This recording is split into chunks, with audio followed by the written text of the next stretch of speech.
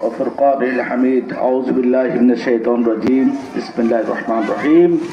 اقرأ باسم ربك الذي خلق خلق الإنسان من علق. فقال النبي صلى الله عليه وسلم تعلموا الفرائض وعلموها الناس فإني مقبوس أو كما قال عليه الصلاة والسلام. আজকের মসজিদ ভিত্তিক মসজিদের পাশে নুরানি মাদ্রাসার নতুন সবক অনুষ্ঠান। অত্র অনুষ্ঠানে উপস্থিত সম্মানিত সভাপতি, সহসভাপতি, অত্র মসজিদের ইমাম সাহেব, খতিব সাহেব, এলাকার মুরব্বিয়ান, আমাদের মহিলারা যারা আছে বুঝিন বিভিন্ন জাতীয় দলের বিভিন্ন কমিটির সদস্যবৃন্দ, আসসালামু আলাইকুম ওয়া রাহমাতুল্লাহি ওয়া বারাকাতুহু। আমি অত্যন্ত আনন্দিত এখানে উপস্থিত হতে পেরে। এই যে কচিকাঁচা শিশুরা আজকে তাদের সবক নেবে, এটা তাদের কোরআন শিক্ষার সবক।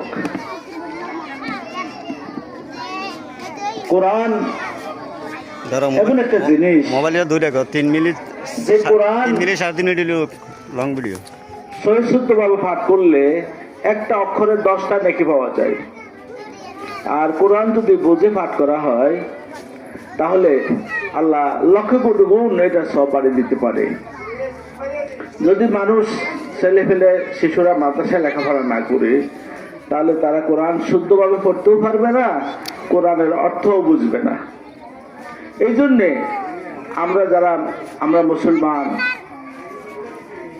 মুসলমানের সন্তান কোরআন শিখবা, এটা ফরজ। কোরআন শিক্ষা করা কি ফরজ। আমরা স্কুলে পড়ি, কলেজে পড়ি, এটা আমাদের ফরজের আওতায় পড়ে না, কিন্তু কোরআন শিক্ষা করা ফরজ।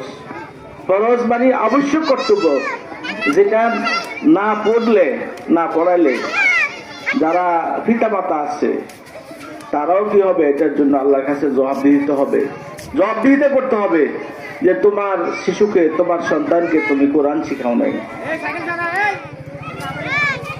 তাহলে আজকে আমরা সেই কোরআন শিক্ষার একটা মজলিসে যারা উপস্থিত হতে পেরেছি, আমরা হয়তো আল্লাহ এটার উসিলায় আমাদেরকে নাজাতের উসিলা করবে। তো সময় মনে হয় সংক্ষিপ্ত, বেশি কথা বাড়াবো না। আজকে এই কচিকাঁচা শিশুরা, আমরা এদের জন্য প্রাণ ভরে দোয়া করব, এরা যেন সহিষ্ণুভাবে কোরআন শিখতে পারে, এরা যেন